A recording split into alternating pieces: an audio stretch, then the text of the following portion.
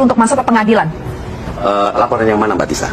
Laporan soal dugaan ijazah palsu, tentu bukan yang soal penyelidikan ke penyidikan ya? Ijazah palsu yang mana? Yang dilaporkan TPU? Udah lewat. Berarti tidak bisa lagi diapa-apakan? Tidak bisa. Gini Mbak Tisa ya, ini pencerahan buat masyarakat Indonesia. Hukum itu begini, kalau kita mau memberikan alat bukti, bukan yang ke depan, Mbak Tisa.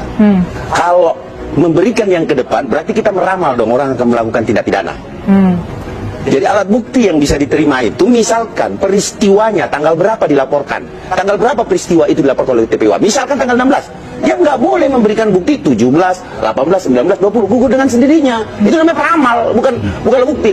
Rangkaian peristiwa yang di belakang, artinya peristiwa itu sudah terjadi. Alat buktinya tentu 15, 14, 13, 12, 11. Itu baru bisa. Kalau ada alat bukti tambahan yang maju, itu bukan alat bukti namanya.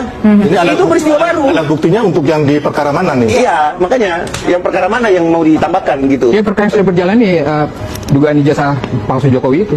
Di Mabes atau di Polda? Mabes atau Polda? Terlapor atau pelapornya? Mabes kan udah di Udah gelar Berarti selesai. nggak bisa lagi begitu ya? Tidak bisa menambahkan alat bukti, tetapi yang ke belakang nggak bisa yang ke depan. Sebentar, Kita punya hak untuk memberikan apapun itu. Iya. Informasikan apapun. Oh, berarti bukan bukti menurut hukum. Bukan menurut hukum berarti, Bang. Oke, baik. Gini Bang. Jadi gini, nanti kita Roy Suryo, saya menyaksikan press conference Anda yang terakhir. Anda mengatakan bahwa membawa sebuah bukti baru, ada 5 ijazah. Dan tidak hanya 5, hari ini ada tambah lagi dan terus nanti. Berapa totalnya? Totalnya sementara sudah ada tambahan 2 lagi tadi. Oke, artinya ada 7 ijazah yang rentang waktu perkuliahannya sama dengan Pak Joko Widodo. Ya, Yang pertama waktu kelulusannya. Waktu kelulusannya. Pertanyaannya, apa artinya itu dari kumpulan ijazah-ijazah tersebut? Apa yang ingin dicapai? Kemudian yang kedua, tadi kita sempat bahas ketika Mas Roy Suryo belum hadir. Soal, lihat di jalan, udah tahu dong soal dugaan ijazah itu dipalsukan dugaannya di pasar pramuka. Datanya dari mana? Buktinya apa? Informasinya yang pertama apa? gini, Silakan, Mas. selama ini kan selalu dikatakan, itu mereka atau kami hanya pegang bukti digital. Padahal ini analog gitu. Satu ya, dengankan bukti digital, analog saja nggak pernah diperlihatkan kok gaya-gaya analog, nggak ada sama sekali sampai kepada ketika ketika gelar perkara khusus pun tidak ada perlihatan analog. Nah kami sekarang udah memastikan, Mbak, saya sudah pegang dan bukan saya tapi tim udah pegang saya, Dr. Tifa dan juga Dr. Ismon. Itu kami sudah pegang kemarin masih 5, hari ini tambah 2 lagi. Bukan hanya analog tapi fisik ya. Kami pegang fisik ijazah asli dari Universitas Gadjah Mada, lulusan 85, artinya seangkatan dengan kelulusan yang disebut ijazah itu. Tapi ini kami justru bangga kepada UGM. Kenapa? Karena itulah memang ijazah yang memang diterbitkan oleh Universitas Gadjah Mada. Saya tadinya, Mbak, berkali-kali kalau dulu saya kan mempertunjukkan ijazah saya. Ijazah saya itu beda banget dengan ijazah yang disebut ijazah yang waktu itu disebut ijazahnya Joko Widodo. Karena ijazah itu ada watermarknya, ada embossnya, tinta di tengah itu benar-benar perfect ya. Dan kemudian ada pengaman. Ternyata ijazah tahun 85 pun sudah seperti itu.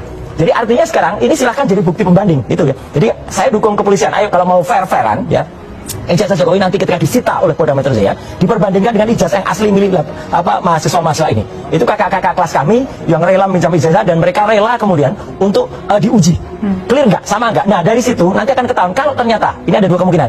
Ijazahnya Joko Widodo itu mirip atau sama, ya udah nanti tinggal dibuktikan dengan carbon dating kertasnya apa. Tapi kalau beda, nah berarti udah jelas ada palsu. Tapi kalau ini sama, ada yang menarik. Berarti ijazah selama ini diposting oleh seorang kader PSI, Dian Sandi, dia dulu yang harus masuk duluan.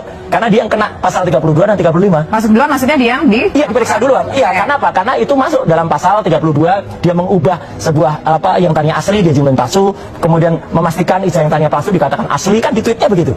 Ya. Dan kalau itu ternyata tidak sama, nah udah, berarti dia masuk. Kalau itu sama, ijazahnya Joko Widodo yang disebut itulah yang kami ragukan kemudian. Karena ini clear sekali. Nah yang kedua, soal pasar pramuka.